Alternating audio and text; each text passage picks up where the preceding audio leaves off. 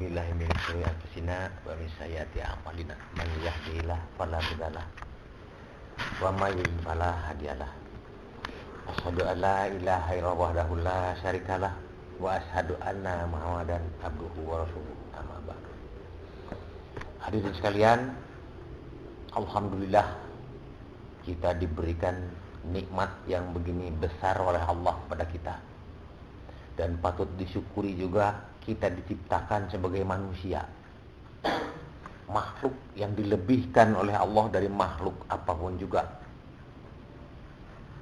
Makhluk seperti hewan punya mata, punya otak, tapi tidak punya akal kayak manusia. Alhamdulillah manusia diberi kelengkapan segala. Akhirnya akal otaknya itu berperan sebagai akal. Bahkan lebih canggih dari komputer akal kita. Mampu menyimpan data yang berpuluh-puluh tahun, bahkan ada yang ratusan tahun, bisa diungkap kembali.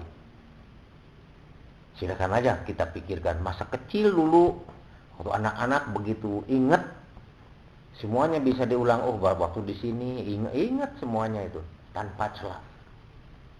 Kalau untuk urusan dunia, manusia itu aneh.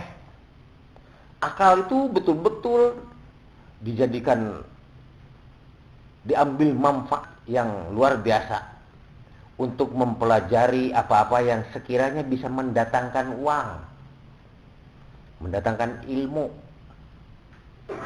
belajar bahasa, belajar matematika, semuanya menggunakan akal. Belajar komputer menggunakan akal, belajar mobil, menciptakan mesin, menciptakan segala macam keperluan hidup manusia, itu adalah akal manusia. Kecerdasan manusia betul-betul digunakan untuk kemaslahatan hidup, terutama di dunia.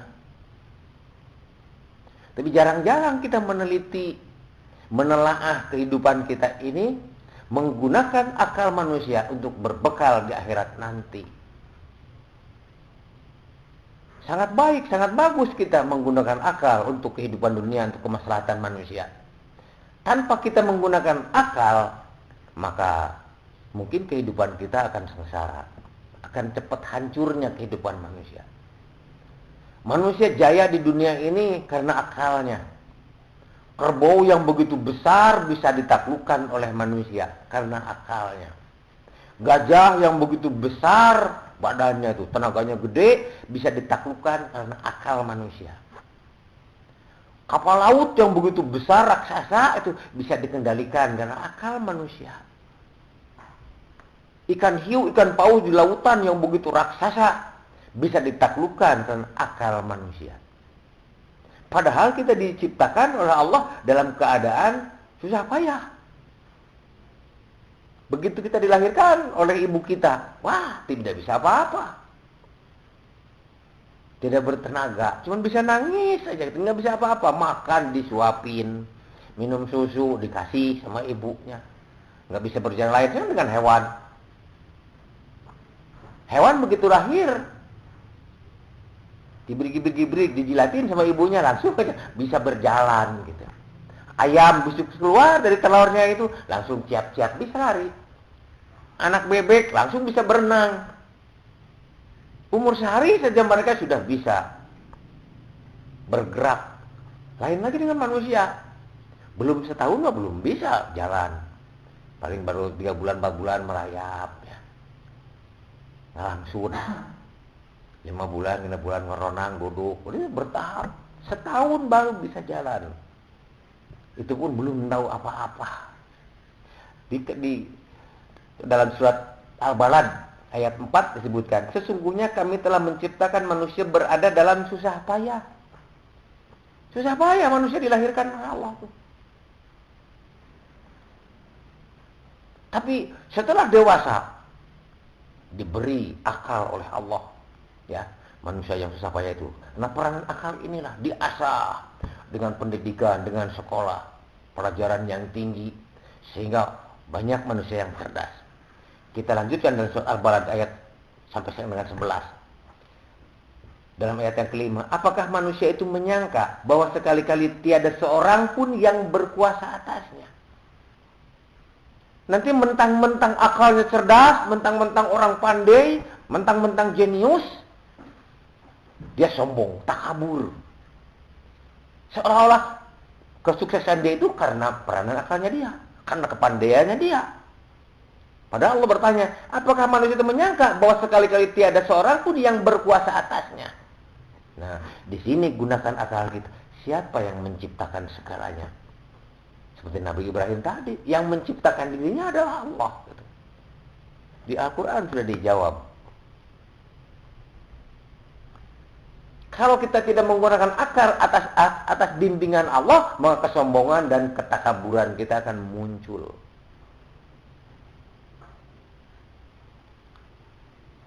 Apakah dia menyangka bahwa tiada seorang pun yang melihatnya? Berbuat maksiat, berbuat khianat, maling, dan segalanya itu. Mereka menyangka bahwa tiada seorang pun yang melihatnya. Dan manusia mana? Berbuat maksiat, berbuat ketahuan sama manusia, malu, takut. Sion, arifku Allah enggak. Akalnya tidak berperan di situ. Padahal siapa yang menciptakan dirinya? Akalnya harus berperan. Tidak mungkin saya sesempurna ini. Tidak mungkin muncul manusia itu kasep-kasep, gelis-gelis tanpa ada yang menciptakannya.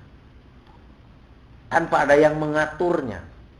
Kehidupan di dunia pun tidak mungkin sebegini tanpa ada yang mengaturnya. Jadi disebutkan bahwa yang memberi makan rezeki adalah Allah. Yang menyembuhkan dari sakit adalah Allah juga gitu.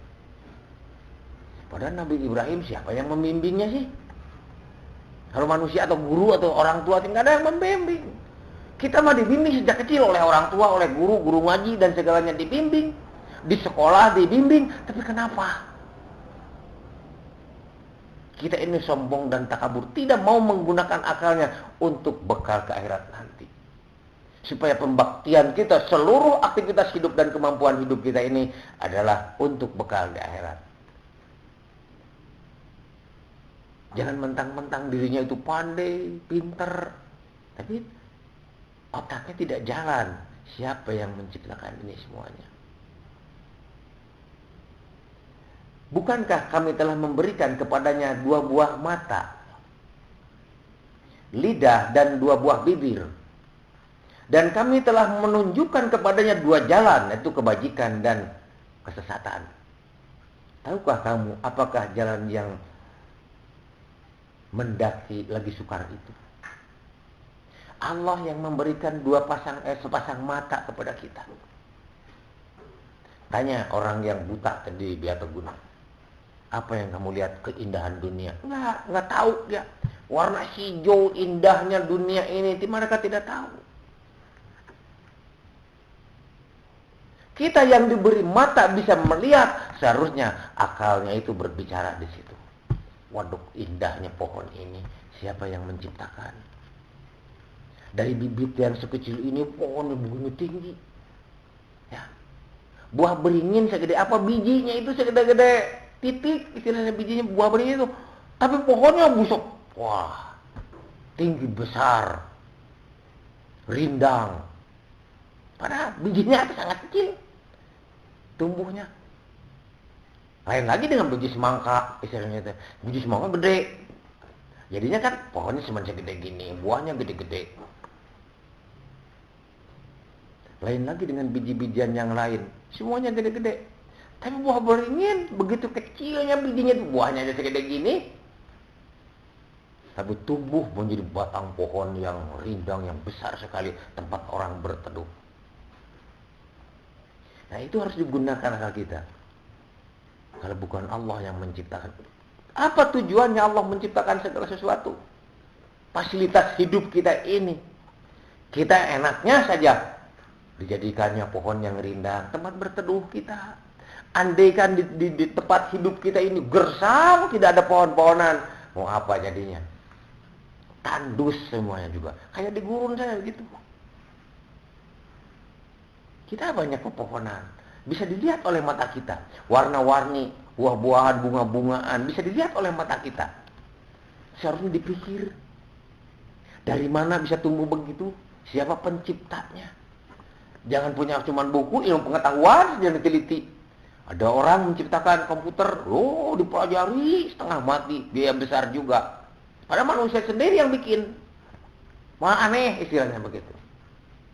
Tapi ciptaan Allah, kalau kita ungkap, kita teliti, akan menimbulkan decak kagum yang luar biasa. Akan menimbulkan keimanan yang teguh dalam diri kita. Betapa Allah Maha Pengasih dan Penyayangnya untuk kehidupan manusia. Betapa Allah Maha Pandai, Maha Pintar. Ilmunya itu betul-betul tidak bisa dijangkau oleh siapapun dan oleh apapun juga. Sehingga wajar apabila kita selalu mensyukuri nikmat yang diberikan Allah kepada kita. Wajar kita harus selalu berbakti kepada Allah.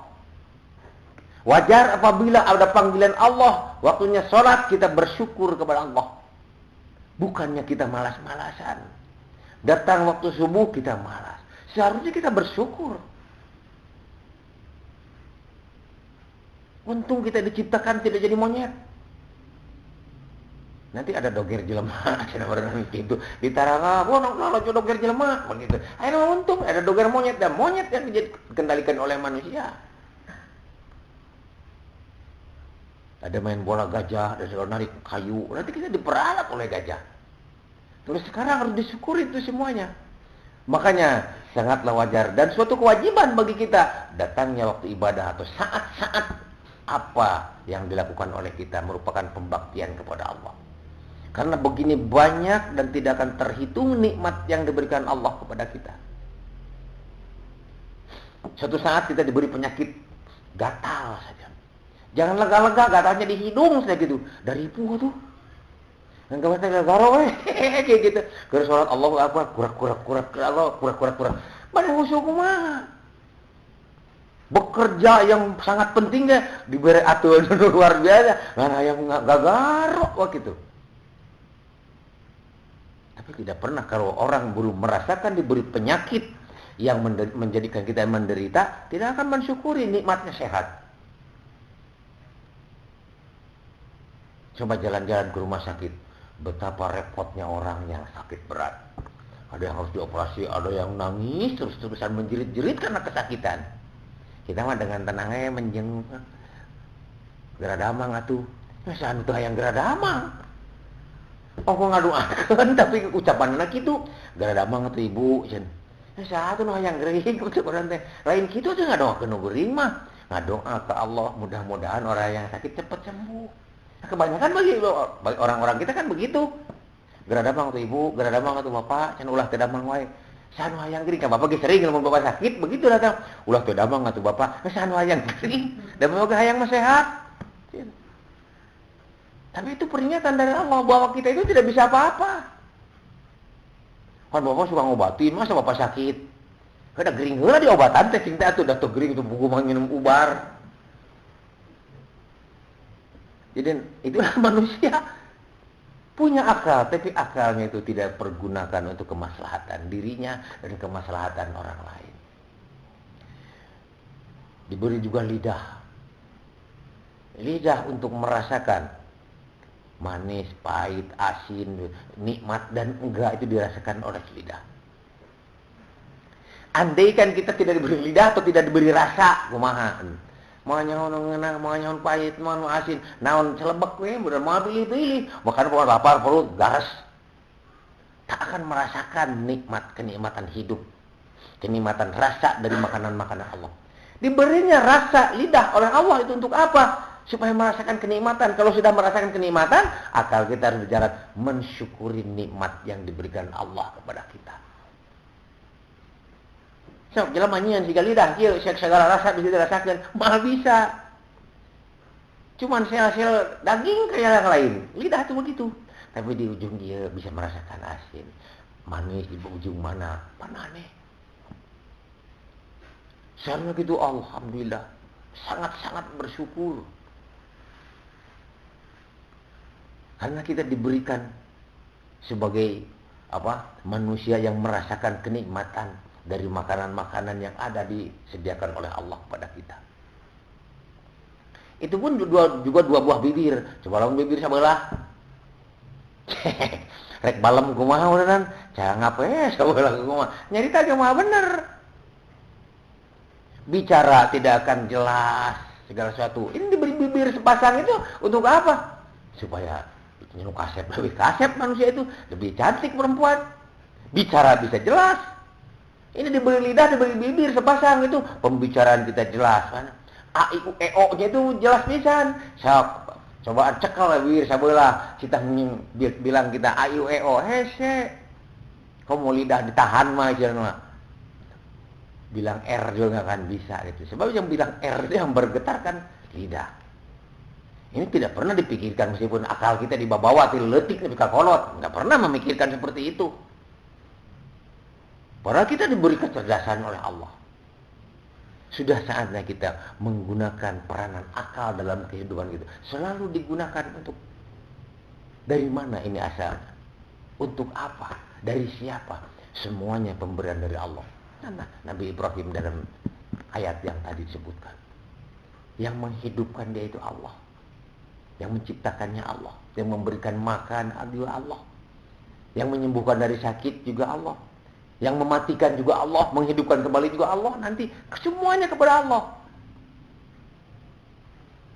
Sebenarnya peka pikiran kita tuh. Ya, selama ini saya tidak terpikir seperti itu. Ya banyak orang yang bilang Allah sudah risih. Mengucapkan salam berapa orang sudah risih gitu. Yang di atas, mana bertengnya di luar, ngomongin kenteng yang di atas. Kawasa gitu ngomongin kenteng. Dia sama kenjing Allah. Karena apa? Itu ketauhidannya dalam diri manusia itu sangat-sangat tipis. Ilmu agamanya itu sangat-sangat kurang. Coba lihat kalau kita pengajian di televisi ya. Apa yang dibicarakan, yang diterangkan di situ. Sempatkan diri kita untuk menggunakan akal kita ini belajar tentang tuntunan hidup dari Allah. Harus bagaimana kita beribadah kepadanya. Harus bagaimana kita menanggapi semuanya kenikmatan yang diberikan Allah kepada kita. Diberikan suatu kenikmatan yang besar, mata, lidah, dan bibir ini. Dan kami telah menunjukkan kepadanya dua jalan, kebajikan dan kesesatan. Banyak kata juga agama mah ngenitah jeung nyarek. Ka jalan salah dicarek Allah. Ka jalan kebenaran dititah, ka jalan kebajikan dititah, disuruh, diperintah. Kita sudah dibekali oleh Allah, ditunjuki oleh Allah jalan kebenaran, perintah, dan jalan kesesatan, dilarang oleh Allah jalan yang sesat. Kurang kumaha. Kenapa akal kita tidak dipakai untuk mengetahui mana jalan kebajikan, mana jalan kesesatan yang ada dalam bimbingan dari Allah ini? Kita malas mempelajari itu. Kuliah jurusan ya, buku itu saja. Kuliah jurusan matematika yang dipelajari, lupa agama, lupa Quran. Emang pelajaran agama cuma 1 semester mungkin perguruan tinggi. Ada pelajaran agama cuma 1 semester. Juga nggak diperdalam. Cuma selewatan panteu teuing meureunnan kitu. Di SD kene cuma seberapa mata pelajaran seminggu. Cuma sedikit. Jadi kalau sekarang sudah terlanjur dewasa, enggak belajar di rumah lantas mendidik anak-anak kita ke agama, mau di mana kita mendapatkan pendidikan agama yang luas? Makanya gunakan akal kita ini untuk betul-betul ingin memahami petunjuk Allah.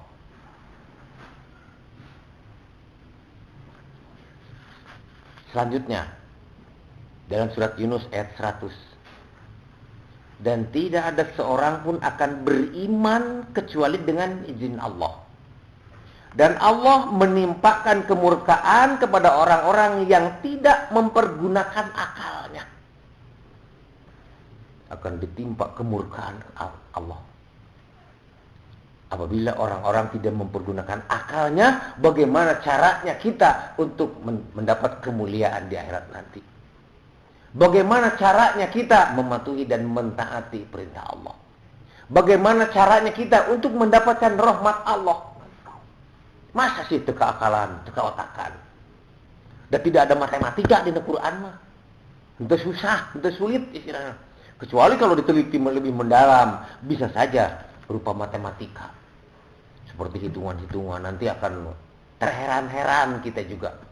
Kalau meneliti Al-Quran dari jumlah, dari hitungan, dari angka-angkanya itu dimasukkan ke matematika juga akan betul-betul ini suatu rahasia yang luar biasa. Jadi sekarang akal kita itu perankan untuk bagaimana caranya kita mensyukuri nikmat yang diberikan Allah kepada kita. Nikmat apa saja yang diberikan Allah kepada kita dan bagaimana caranya kita berbakti kepadanya. Di kita majian syukuran paling-paling numpang mari datang riung baca Yasin atau sholawatan umpamanya gitu. Itu syukuran. Padahal kalau kita teliti yang menggunakan akal kita ini. Apa artinya syukur dalam Al-Quran? Syukur yang luas. Yang diharapkan oleh Allah harus mensyukuri nikmat. Apa yang diberikan oleh Allah disyukuri oleh kita. Kata iblis, mereka diganggu muka belakang, kiri dan kanan, sehingga tidak ada yang bersyukur lagi kepada Allah. Apa maksudnya bersyukur di situ? Dalam surat Ibrahim ayat 7 disebutkan lain syakartum la ajidanakum wa lain kafartum inna adzabi lasyadid. Barang siapa yang bersyukur Allah akan menambah nikmatnya. Itu kan nikmat itu. Syukuri saja. Allah akan menambah nikmat. Boga sakieu disyukuri nikmat. Tapi ingat, apabila kita kufur nikmat, siksa Allah amat pedih. Diancam siksa Allah amat pedih. Kita harus nanya dengan akal kita, siapa yang punya syukur? Allah yang punya syukur.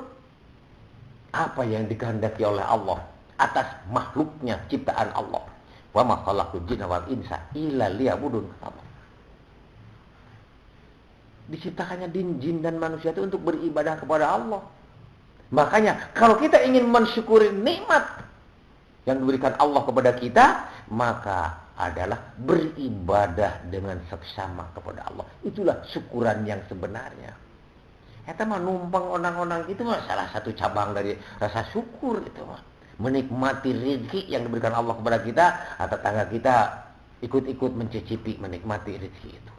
Tapi rasa syukur-syukuran yang sebenarnya adalah mematuhi dan mentaati perintah Allah, beribadah yang sesungguhnya. Begitulah kalau akal kita berperan. Surat Yusuf ayat 111. Sesungguhnya pada kisah-kisah para rasul itu terdapat pelajaran bagi orang-orang yang berakal. Al-Quran itu bukanlah cerita yang dibuat-buat, akan tetapi membenarkan kitab-kitab yang sebelumnya dan menjelaskan segala sesuatu dan sebagai petunjuk dan rahmat bagi kaum atau orang-orang yang beriman. Kalau di Al-Quran yang tercantum dalam Al-Quran itu semuanya juga maha penting. Apabila ini ada riwayat-riwayat atau kisah para nabi atau rasul Allah, pasti mengandung maksud yang akan maslahat bagi kehidupan kita. Apabila kita mau menganalisanya. Buat apa Allah mencantumkan kisah para nabi kalau tidak bisa diambil hikmahnya oleh manusia? Tidak bisa diambil manfaatnya oleh manusia? Tidak ada artinya. Sebenarnya firman Allah merupakan petunjuk yang paling sempurna. Sumber ilmu. Sumber segalanya yang bermanfaat bagi kehidupan manusia. Jadi jangan-jangan kita pikiran yang dibaca cuma satu surat, dianggap istimewa, mendatangkan pahala yang besar. Sementara kisah Rasul tidak tahu, ya. Hukum waris tidak tahu, perintah larangan tidak tahu, karena anggapan yang salah. Jangan sekali-kali bahwa Al-Quran itu dianggap cerita yang dibuat-buat. Nah, sama dengan itu orang yang cuma memilih satu surat saja, diistimewakan surat ini, terus-terusan dalam pengajian itu saja. Sama dengan menganggap bahwa Al-Quran itu cerita yang dibuat-buat atau tidak penting.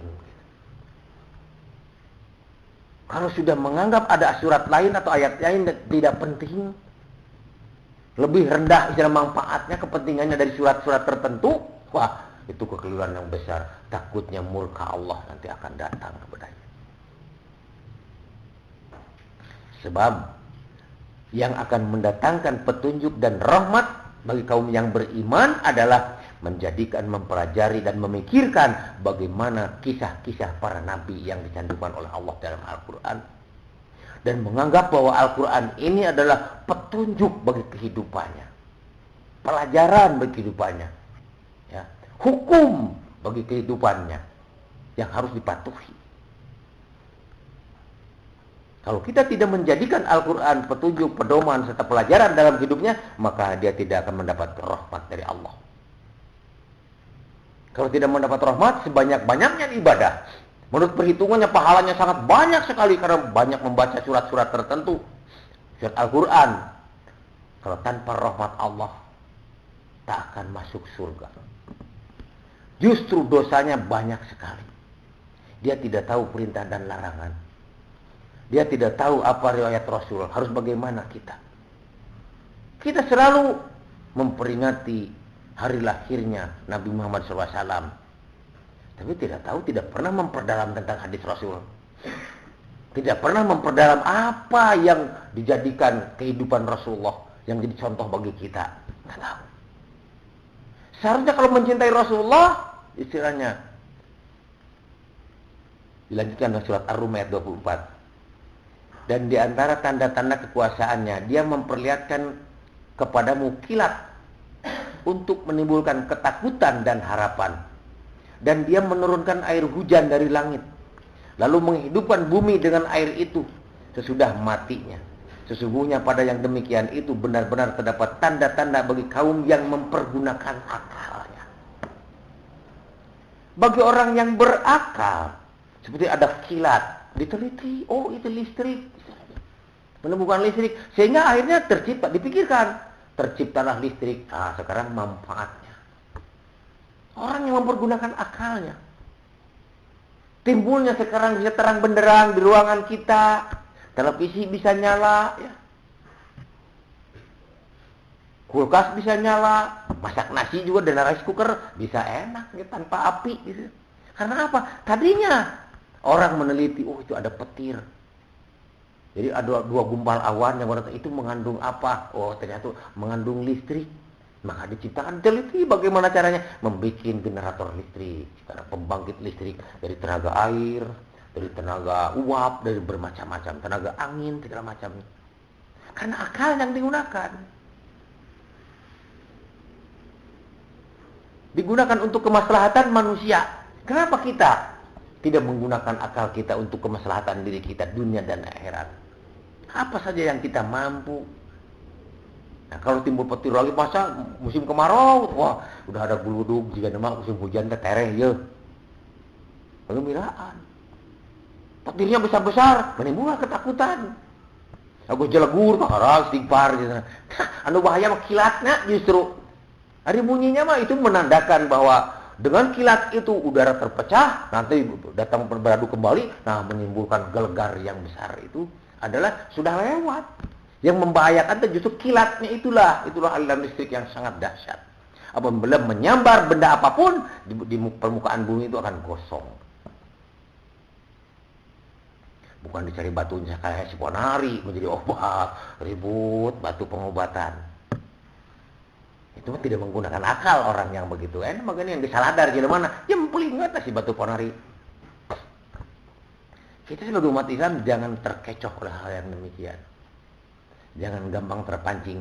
Akal kita itu betul-betul harus digunakan sebaik-baiknya. Jangan sampai kita tidak mempergunakan akal untuk kemaslahatan manusia di dunia dan di akhirat. Turunnya air hujan, timbulnya yang kehidupan di bumi ini, itu menjadi bahan pemikiran bagi kita. Kenapa ya Allah menurunkan hujan? Kenapa bintik-bintik hujannya itu tidak blok, misalnya gede-gede gajah, umpamanya gitu, air hujan? Kenapa? Dan kenapa? Nah, akal kita. Semuanya Allah menciptakannya dengan sempurna untuk kemaslahatan manusia. Nah, ini gunakan pikiran kita. Andaikan gajah ya dikasih sayap dengan imah raruntuh. Entrep suhunan orang bulu, entrepan gajah.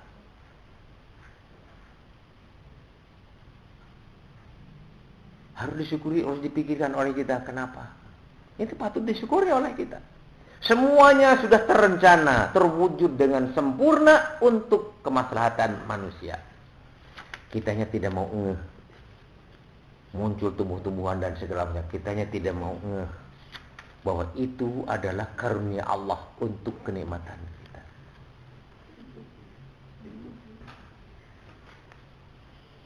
Semuanya adalah tanda-tanda bagi orang-orang yang mempergunakan akalnya. Nah, ingat kita ini. Di sini oleh Allah itu orang yang berakal.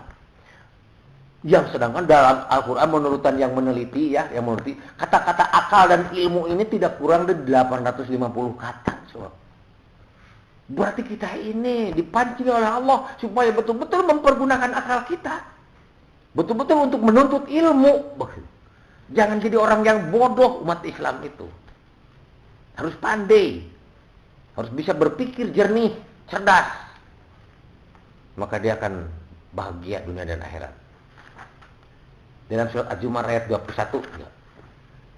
Apakah kamu tidak memperhatikan bahwa sesungguhnya Allah menurunkan air dari langit, maka diaturnya menjadi sumber-sumber air di bumi.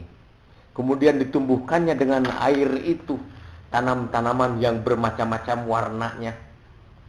Lalu ia menjadi kering, lalu kamu melihatnya kekuning-kuningan, kemudian dijadikannya hancur berderai-derai.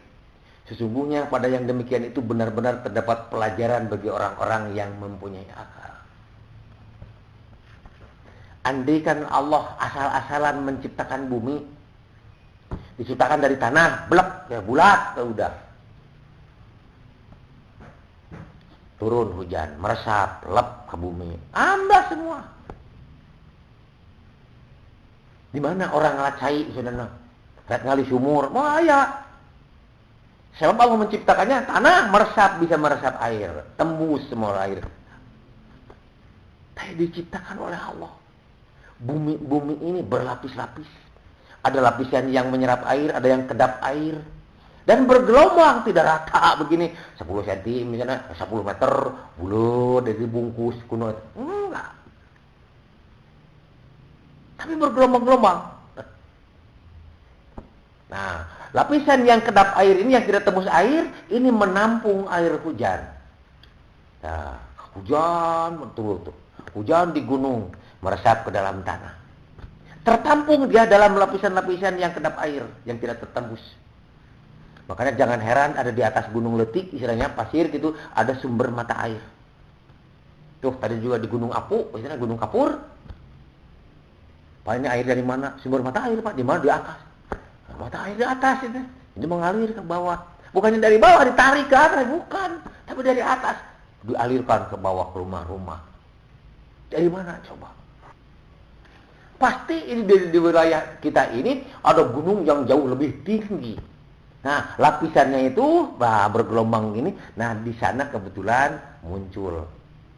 Ya, puncaknya itu di sana. Permukaan air di gunung yang tinggi dengan permukaan air di gunung yang pendek di sana itu ini jauh lebih tinggi sehingga air keluar di sini merupakan mata air. Maslahat untuk kehidupan di sana. Hiduplah penduduk di sana dengan air itu. Tekudu ngali sumur, tekudu apa-apa. Bisa timbul danau ya. Bisa nyen balong dan segala macam gitu. Ada sungai. Itu untuk kemaslahatan manusia diciptakan oleh Allah. Bumi ini bergelombang, berlapis-lapis. Nah, ini tidak jadi tebu-pugu. Ada yang menciptakannya untuk siapa? Untuk kemaslahatan Allah. Bagaimana cara kita menggunakannya ini? Untuk apa? Mengolah tanah, itu untuk menyiram dari situ, gali sumur, nyiramnya dari sana, untuk kehidupan juga dari sana. Ternak ikan juga bisa hidup dari sana. Semuanya untuk kemaslahatan. Juga timbul tanam-tanaman dengan air yang melimpah itu. Di musim kemarau tidak ketakutan kekeringan karena sudah ada penampung-penampung air untuk nyiram. Timbul bunga yang bermacam-macam warna-warni semuanya. Untuk keindahan yang bisa dinikmati oleh mata manusia. Betapa indahnya dunia ini. Supaya apa? Jelema di bibitaan betapa indahnya surga, ngerti gitu dah. Kalau manusia tidak punya mata, tidak tahu keindahan, engke menang dawat surah indah, naon indah teh? Bingung. Sikidan Al-Qur'an we. Tidak ada timbul nanti banyak buah-buahan berupa rambutan, berupa bonteng, berupa enggak ada di Quran. Karena yang dikenal di Jazirah Arab dulu itu kurma, anggur, apel, cuman itu yang ada. Makanya yang disebutkan dalam Al-Qur'an itu buah-buah itu. Karena selain itu kan di dunia ini banyak sekali durian, tidak disebutkan durian atau apa-apa buah-buahan yang bisa dikenal oleh manusia. Makanya diberinya mata, diberinya keindahan di dunia ini, bermacam-macam buah-buahan, bunga-bungaan warna-warni. Di langit juga sering ada pemandangan fenomena alam yang indah, yang menakjubkan. Supaya manusia itu paham, mengerti. Apabila Allah ngambitaan, nanti bagi orang yang beriman dan bertakwa akan masuk ke dalam surga yang indahnya luar biasa, begitu. Hingga kita, oh iya, yang indah di dunia saja sudah begini, apalagi surga. Tapi orang lalolong kesadarannya namanya apa itu indah teh? Ketiknya orang malah bengpoek, udah gitu. Itu wajib dipikirkan oleh kita. Betapa Allah memberikan nikmat yang luar biasa kepada kita.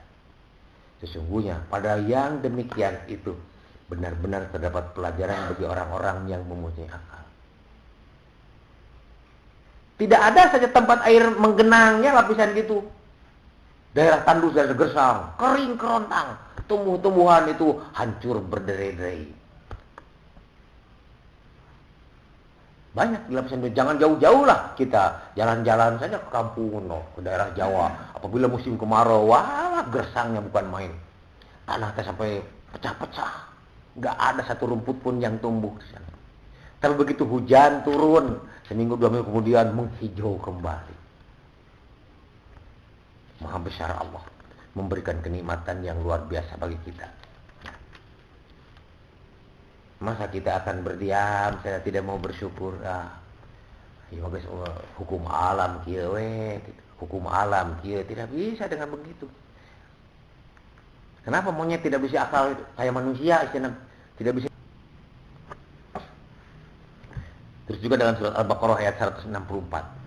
Yang patut menjadi bahan pemikiran bagi orang yang berakal. Sesungguhnya kejadian ruang angkasa dan bumi, silih bergantinya malam dan siang, bahtera yang berlayar di laut membawa keperluan manusia, dan air hujan yang diturunkan Allah dari langit. Lalu dengan air itu dihidupkannya bumi yang tandus, dan dia kembang biakan di bumi itu binatang-binatang yang melata, termasuk manusia. Dan perkisaran angin dan awan antara langit dan bumi, semua itu sungguh-sungguh menunjukkan tanda-tanda kebesaran Allah bagi kaum yang memikirkan. Ada wayahnya. Kejadian ruang angkasa dan bumi ini adalah ciptaan Allah. Andai kan itu cuma hukum alam, sudah banyak berubah-ubah. Pergeseran perputaran bulan yang mengelilingi bumi gitu ya, terus bumi mengelilingi matahari, pasti ada perubahan kecepatan, perubahan posisi dan segala macamnya. Tapi ini tidak ada. Dari dulu sampai sekarang, sampai gerhana bulan bisa dihitung kapan akan terjadinya gerhana bulan. Hari anu tanggal sekian, jam sekian akan terjadi gerhana bulan, dari jam sekian sampai jam sekian.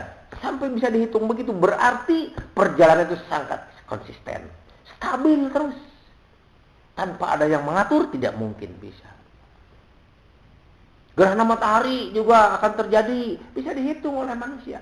Yang mempergunakan akalnya, bagaimana bumi berjalan memutari matahari. Bagaimana planet-planet seperti planet bulan juga mengitari bumi. Berapa hari dalam bulan mengelilingi bumi itu. Diteliti. Sampai-sampai bisa menghitung jarak, berapa jaraknya planet Jupiter dari bumi. Ada dalil Pitagoras ya, saya ditarik. Ini jaraknya kira-kira sekian, diperhitungkan dari Pitagoras bagaimana menghitung segitiga, panjang ini, jarak ini bisa dihitung. Sehingga perkiraan sekian miliar kilometer jaraknya. Pakai akal itu semuanya. Itu diukur, bukan di meter, kan itu diukur. Orang ukur bintang, kan itu ukur bulan. Nggak ada ukurannya juga. Dengan apa? Nah, dengan akal manusia. Terciptanya ilmu aljabar, ilmu kusudut, ya, matematika, nama tergabung. Bagaimana matematika? Bagaimana? Ilmu ukur ruang, ilmu ukur sudut, bagaimana aljabar, dipecah-pecah. Sekarang semuanya matematika, fisika. Nah, seperti begitu. Itu karangan manusia itu. Ilmu-ilmunya itu dengan akal, kecerdasan akalnya itu manusia menciptakan sehingga bisa menghitung. Jarak dari bumi ke bulan berapa? Matahari ke bumi berapa? Kecepatan cahaya sekarang berapa ratus kilometer per detik umpamanya gitu. Sehingga bisa dihitung berapa lamanya antara sinar menempuh dari matahari ke bumi, 8,5 menit. Berapa kecepatan cahaya dalam per detik? 300.000 km per detik. Sehingga bisa dihitung 8,5 menit kali 60 detik kali 300.000 km, sekian juta kilometer. Nah, akal yang berperan. Tapi kenapa tidak memikirkan kita bagaimana Allah menciptakan itu semua? Bagaimana kewajiban kita mensyukuri nikmat ini? Bagaimana pembaktian kita kepada Allah yang sudah memberikan kenikmatan yang demikian sempurna? Akal yang cerdas bisa menghitung jarak antara bumi dan matahari, antara bumi dan planet-planet yang lain. Silih bergantinya malam dan siang karena perputaran bumi, ya, mengelilingi matahari. Andaikan sinar matahari atau matahari di bumi itu tidak ada pergantian siang dan malam, nggak akan ada kehidupan kayak sekarang. Di belahan bumi ini misalnya sekarang lagi gelap petului, tergilir-gilir. Nanti tengah malam berapa derajat dinginnya itu. Baru seberapa jam dari sore nanti ke tengah malam. Baru 6 jam saja dari 28 derajat turun menjadi 18 derajat umpamanya itu. 6 jam 10 derajat turun. Kalau 2 tahun tulu ya penting umpamanya diurang kira-kira jadi beku kabeh anak. Di belahan bumi di sana, di Amerika sekarang sedang panas begitu. Dari pagi jadi kita panas misalnya. Sampai jam 2, sampai jam 12, berapa derajat kita naiknya? Sebut saja 5 derajat lah, 5 jam kita naiknya. Kalau 2 tahun kita panas, berang tuluy. Tengah poek tuluy pokoknya gitu. Geheng kabeh anak. Tapi Allah memberikan kenikmatan kehidupan bagi kita. Diberinya bergilir siang dan malam muter. Isuk-isuk tepati panas, tengah poe panas, sore udah mendingin lagi. Dipeliharanya kehidupan kita. Bagaimana caranya makhluk hidup di bumi ini supaya terpelihara kehidupannya? Allah yang menciptakannya. Maka pikir ku jelema. Semuanya diberi contoh oleh Allah, baru dipikir oleh manusia. Oh, begitu caranya. Kita bisa tahu ilmunya itu Allah sudah memberikan ilmunya. Tinggal kita mempelajari ilmu-ilmu itu dengan kecerdasan akal kita. Sudah dibekali oleh Allah.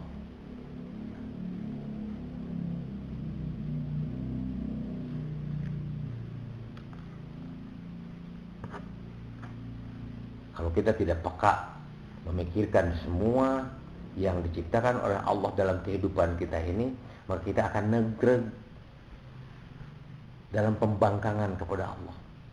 Tak akan ada rasa syukur dan rasa takut kepada Allah. Setiap hari kita merasa bangga saja dengan kecerdasan kita. Akan begitu. Tidak akan mau mensyukuri nikmat yang diberikan Allah kepada kita. Sedang panas teriknya, datang angin seperti alhamdulillah ya Allah. Untung datang angin begini sehingga enak begitu. Satu saat di jalan tol kita mogok pakai bus misalnya. Wah, tengah poe ereng-erengan gitu ya, panas terik tuh. Matahari bergilir gitu. Ada bayangan dari bus itu, orang berteduh di situ semuanya. Datang angin semilir dingin. Aduh, nikmat. Dipelihara oleh Allah tuh. Datang temu eta bayangan jeung angin teh. Allah yang mendatangkan kepada kita, dipeliharanya manusia. Jadi kita tidak pernah ingat ke sana. Oh, yang hukum alam masih kudu datang we kieu gitu.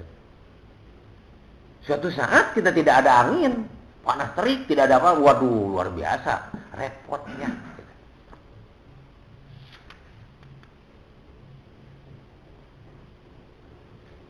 Dalam surat Fatir ayat 41, Sesungguhnya Allah menahan atau mengatur ruang angkasa dan bumi agar jangan hancur berantakan. Dan jika keduanya hancur berantakan, tiadalah ada seorang jua pun yang dapat menahan atau mengaturnya selain dari Allah. Sesungguhnya Dia Maha Penyantun lagi Maha Pengampun. Orang Amerika cerdas-cerdas, Yahudi pinter-pinter, canggih-canggih dan segala macam, malah bisa ngatur. Suatu saat ada pergeseran, ada planet, ada komet saja begitu, nggak bisa mereka. Ada meteor jatuh saja tidak bisa membelokkan mereka itu, tetap aja jegur jatuh. Ada gunung meletus saja gitu, orang nggak bisa menghentikan. Lumpur lapindo muncul dari dalam bumi, nggak ada yang bisa. Secanggih apa, sepandai apapun juga diundang ke Indonesia, nggak ada yang bisa menghentikan. Baru muncul segede itu. Apalagi kalau planet di luar angkasa ini bergeser ke sana acak-acakan, nggak akan ada yang bisa mengaturnya. Kenapa kita tidak pernah mensyukuri? Ini bumi berputar, tapi kita jalan di jalan. Kapan sempoyongan, gagaleongan, jika tupak korsel? Tapi bikinan manusia mah korsel diputarkan, waduh liur luar biasa tuh. Tapi bumi ini diputarkan oleh Allah, berputar demikian kecepatannya luar biasa, tinggi sekali. Apakah merasakan kita pusing dengan berputarnya bumi? Kita berdiri, tenang aja berdiri. Kita duduk, tenang aja duduk. Untuk gagaleongan jika tumpah kapal. Enggak. Maha sempurnanya Allah. Dibikin gunung sebagai pasang untuk menahan terpaan angin yang besar karena perputaran bumi. Semuanya diatur dengan sempurna. Makanya kalau kita tidak mau menggunakan akal, bagaimana kita bersyukur atas nikmat yang diberikan Allah kepada kita? Kita tetap dalam ketakaburan selamanya. Dalam surat At-Tolak ayat 12. Sesungguhnya Allah telah menciptakan 7 ruang angkasa dan bumi. Seperti itu pula perintah Allah kepada mereka semua, agar kamu mengetahui bahwa Allah Maha Kuasa atas segala-galanya dan bahwasanya ilmu Allah meliputi segala sesuatu. Allah menciptakan langit 7 lapis, bumi pun sama. Itu diperintahkan oleh Allah. Hei bumi, kul 7 lapis, kudu kieu nanti diperintah. Kun payakun, jadi bumi seperti sekarang. Bergelombang, mengatur bisa nampung air, ada yang bisa merembes, ada yang tandus, ada yang keras batu-batuan, ada yang lembek, ada yang lumpur. Itu perintah Allah. Ruang angkasa juga sama, perintah Allah itu terjadi begitu. Meteor dari luar angkasa masuk menembus bumi, terbakar oleh atmosfer kita yang melapisi bumi. Kalau tidak dilapisi oleh atmosfer, wah, meteor segede-gede raksasa, hancur bumi ini. Baru membangun kota, hancur deh pasti. Lubang besar lagi akan bermunculan di mana-mana. Nah, ilmu Allah itu tidak ada tandingannya, mencakup segala sesuatu. Tidak mungkin disamai oleh manusia. Kita ini hanya mendapat sedebunya apalah, nggak ada artinya. Bumi di luar angkasa ini seperti debu yang ada di padang pasir, setitik debu. Sedangkan kita adalah makhluk yang menempati bumi 1/6 miliar dari yang ada di bumi penduduknya. Apa artinya dengan kekuasaan Allah? Nggak ada artinya. Makanya sudah sewajibnya kita ini selalu kita patuh dan taat kepada Allah. Jangan sombong dan takabur, tidak ada manfaatnya. Sebab dalam surat Al-Ahqaf ayat 33 itu, apakah mereka tidak memperhatikan bahwasanya Allah yang menciptakan ruang angkasa dan bumi dan Dia tidak merasa letih menciptakan semua itu. Maha kuasa untuk menghidupkan orang-orang mati dan sesungguhnya Dia maha kuasa atas segala sesuatu. Maha kuasa atas segala sesuatu. Allah menciptakan bumi dan mengatur segala angkasa raya ini, seluruh tatanan yang ada di ruang angkasa raya ini tidak mendatangkan letih kepada Allah. Cetek saja, kun payakun jadi. Harus begini, ya begitu aja. Nggak ada perubahan. Kalau kata Allah berubah. Serentak. Sekarang leletikanlah manusia dengan akalnya. Ada sepak bola di Inggris saat ini bisa ditonton dari Bandung saat ini juga istilahnya dalam televisi. Wah, najong gitu labuh gitu. Katingali ayeuna labuna ayeuna keneh katingali gitu. Bisa dipantau melalui CCTV, gitu. Melalui televisi, melalui satelit bisa dipantau sekarang. Seluruh bumi bisa dipantau dari satu daerah melalui satelit, dari internet. Komo Allah atuh. Kita yang diberi akal, akal segede kieu istilah gitu. Kita ini seperti debu di angkasa raya ini nggak ada artinya. Jadi sangat masuk akal kalau Allah menciptakan segala sesuatu itu seperti manusia. Manusia itu cetek sekali. Sudah bisa begini, apalagi Allah. Sudah sepatutnya kita memahami betul dan meyakini betul betapa Allah mengatur manusia sedemikian sempurnanya untuk kemaslahatan manusia ciptaan Allah. Kemudian pandanglah lagi niscaya penglihatanmu akan membuktikan kepada kamu bahwa tidak ada sesuatu yang cacat atau yang kurang dan penglihatanmu akan lelah memandang.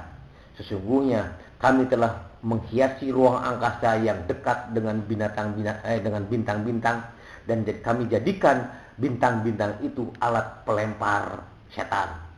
Karena dengan bintang-bintang itu manusia mendapat petunjuk dan kami sediakan bagi mereka setan-setan itu neraka yang bernyala-nyala. Pandang oleh kita. Ini saya penglihatan kita akan membuktikan kepada kamu bahwa tidak ada sesuatu yang cacat, yang kurang ciptaan Allah. Dari semenjak kita bisa memandang ke langit ya, dari kecil sampai sekarang tidak ada perubahan, begitu aja terus. Yang disebut bintang timur kalau pagi cenderung mencorong, mungkin planet Venus itu kalau menurut penelitian. Paling gede itu mencorong ya warna. Ada yang bintang 7. Nah, bagi orang yang biasanya melaut, yang tidak ada tanda-tanda arah dan segala macamnya, tidak punya kompas, nah bintang-bintang itu bisa dipakai penunjuk arah. Bagi orang yang menggunakan akalnya, apapun ciptaan Allah itu bisa dijadikan untuk penunjuk arah. Makanya pelaut-pelaut zaman dulu tidak akan tersesat karena yang menggunakan akalnya. Bintang ini, bintang arah utara itu ini ditarik gitu. Jadi kita ini mengarah ke utara. Kalau ingin ke barat, berarti ini ke kiri umpamanya gitu. Begitu Allah. Dan itu untuk pelempar setan yang menjadi penyadap berita apabila Allah memerintahkan kepada malaikat untuk manusia. Ada setan-setan penyadap berita yang dilemparinya dengan bintang-bintang. Bukan bintang yang ini kayak kita gitu. Beda lagi pemahamannya.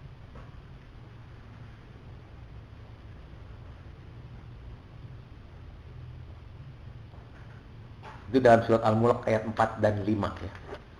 Sekarang surat Nuh ayat 15 sampai 20. Tidakkah kamu perhatikan bagaimana Allah telah menciptakan 7 langit bertingkat-tingkat? Dan Allah menciptakan padanya bulan sebagai cahaya dan menjadikan matahari sebagai pelita. Dan Allah menumbuhkan atau menjadikan kamu dari tanah dengan sebaik-baiknya. Kemudian Dia mengembalikan kamu ke dalam tanah dan mengeluarkan kamu daripadanya pada hari kiamat dengan sebenar-benarnya. Dan Allah menjadikan bumi untukmu sebagai hamparan supaya kamu menjalani jalan-jalan yang luas di bumi itu. Sadar kita ini. Perhatikan oleh kita bagaimana Allah menciptakan langit bertingkat-tingkat. Sungguh kemampuan yang tidak akan ada yang menandingi. Kenapa kita harus menganggap ada kekuatan lain selain Allah?